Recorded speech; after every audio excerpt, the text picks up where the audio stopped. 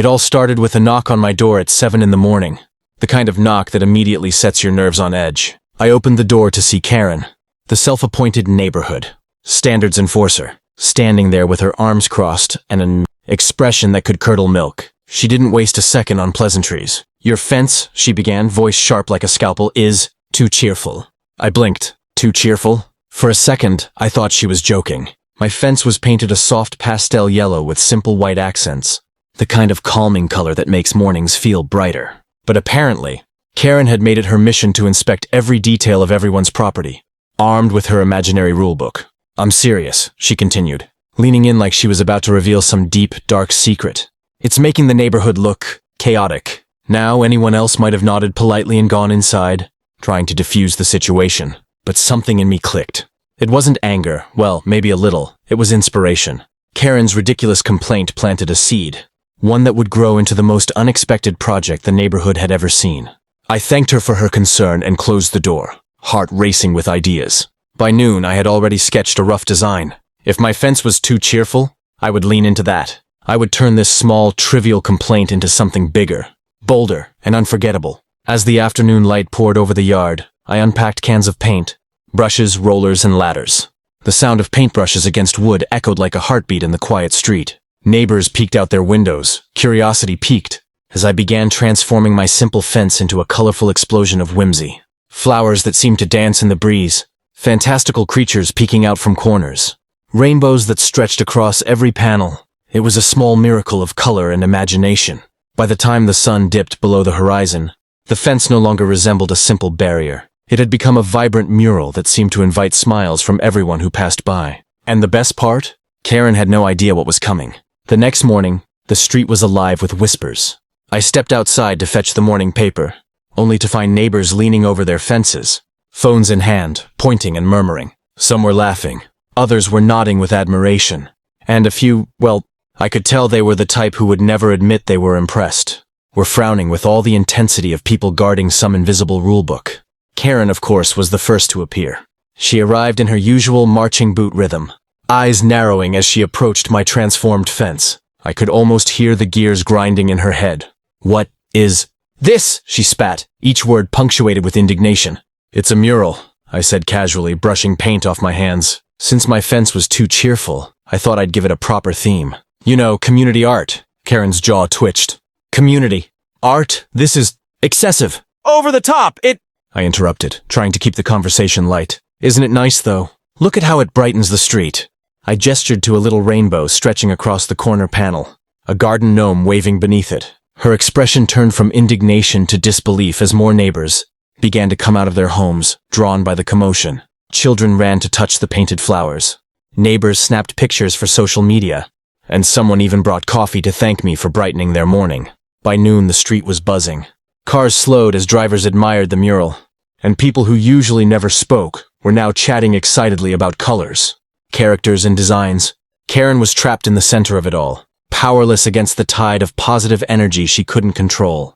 I couldn't help but smile. Her complaint had been the spark, but the mural had ignited something bigger. It wasn't just a fence anymore. It was a shared experience, a story that connected everyone who lived here. And the irony? The more Karen fumed, the more people admired what I'd done. By evening, the neighborhood kids were daring each other to guess what whimsical creatures might appear next on my fence, and even adults were discussing ideas for new panels. What started as a petty complaint had turned into a spontaneous celebration of color, imagination, and community spirit. And in the middle of it all, Karen stood, arms crossed, muttering under her breath, utterly defeated by her own obsession with rules.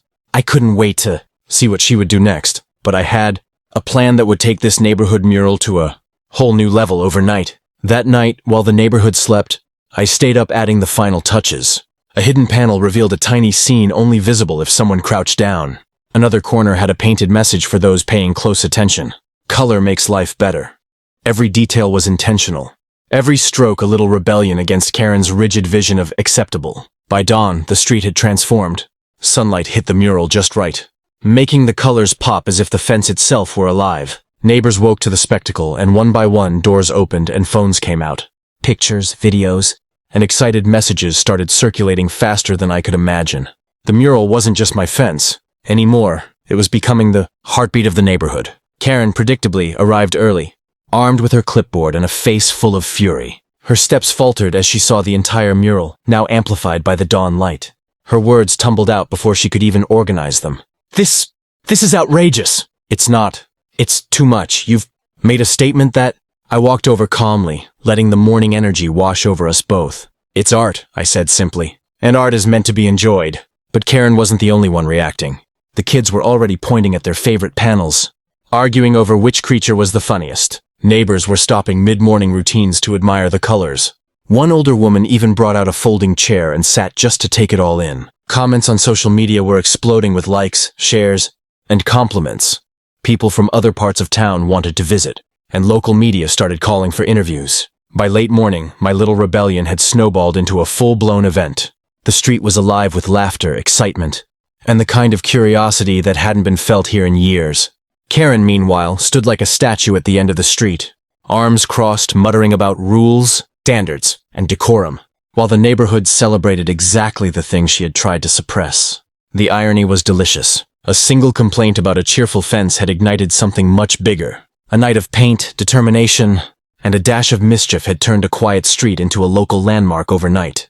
And as I watched the mural draw smiles, I realized this was only the beginning. Karen might try to stop it, but the mural, and the joy it spread, was unstoppable. By mid-morning, the neighborhood had fully rallied around the mural. Neighbors who barely spoke to one another were now exchanging compliments, taking selfies, and planning small contributions of flowers or painted rocks to enhance the scene. The fence had become more than art. It was a symbol of community, creativity, and a little harmless rebellion.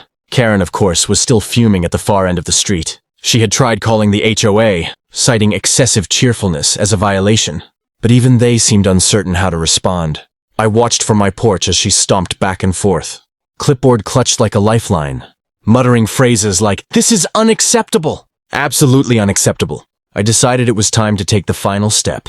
Grabbing a megaphone, a gift from a neighbor who thought it would make the moment fun, I called out to Karen in the crowd. "Everyone, meet the newest addition to the mural." I unveiled a small but perfectly framed panel featuring Karen herself, not caricatured maliciously, but in a humorous, cartoonish style, holding a tiny clipboard, glaring at a rainbow. The reaction was instant. Laughter erupted from all sides. Children cheered, neighbors clapped, and even some of the more reserved adults were snapping photos. Karen's face turned red, half rage, half disbelief, but there was no arguing, with the sheer joy radiating from the street. I stepped closer and offered a smile. "Karen, the mural was inspired by your passion for rules.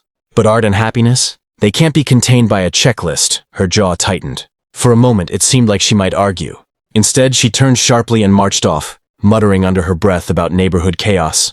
By evening, the street had transformed completely. Social media was buzzing with posts, local news outlets were calling, and neighbors were already brainstorming future expansions, seasonal panels, collaborative art nights, and even a small mural tour for kids. The once quiet neighborhood was alive with color, laughter, and a sense of shared pride. Looking back at the mural, I realized Karen's complaint had been the perfect catalyst. Without her, none of this would have happened. A single complaint about a cheerful fence had sparked creativity, community, and joy.